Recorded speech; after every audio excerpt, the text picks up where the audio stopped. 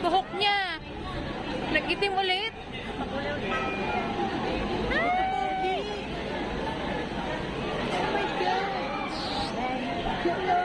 Hi! Ang dilim. Dito nga tayo. Oh, sir, tell us about the tour. Saan tayo pupunta, sir? Our first stop is Hawaii, and then San Francisco, LA. and then Texas, tapos last namin is Alaska. Yes. Anything sa expectation ng mga ating kababayan sa tour na to? Well, expect beautiful night and beautiful music lang. Yun lang yung offer namin. Yes, and expect a different side of us dito sa tour na to. So excited kami makasama yung mga kababayan para mag-enjoy doon. Lalo na yung matagal nang nandun at matagal nang hindi nakakauwi. So, na mga ina-expect na ating mga kababayan. Ako, secret muna. Basta, Pinagandaan to ng basta pinaghandaan namin lahat to. Sir, after dito, maganda yung banding. Ano yung nangyari?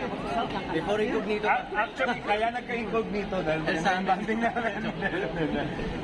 Matagal na kami magkasama. Ever since. So, siyempre, nung incognito, it was very easy for us to work together with the whole team. yun nga, again, bago pa naman incognito, matagal namin magkasama na tituloyan. At kahit wala naman kaming show, hindi naman natigil ang pagiging mga kaibigan namin. And ito na naging mga prutas ng mga pinagsamahan namin.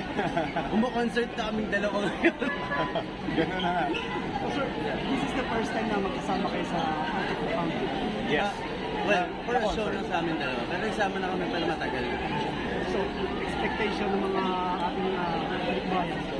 Basta expected to be magulo, makulit, masaya. Yeah. Tsaka the show was made for them. Yes. Kasi ganyan. Next project niyo, sir. Ito na muna. Rockstar muna kami na dito yan.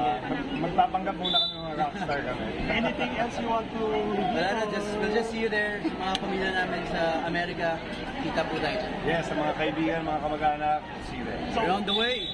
When is this? When is this? Hawaii, and then San Fo, LA, Texas, Alaska, and Tsaka nasa mga socials na namin lahat. ng yes, pages nandun and na lahat. everything. Hanapin na yung posters and kita tayo doon. Okay, then. Thank you, Patrol. Okay, excuse me.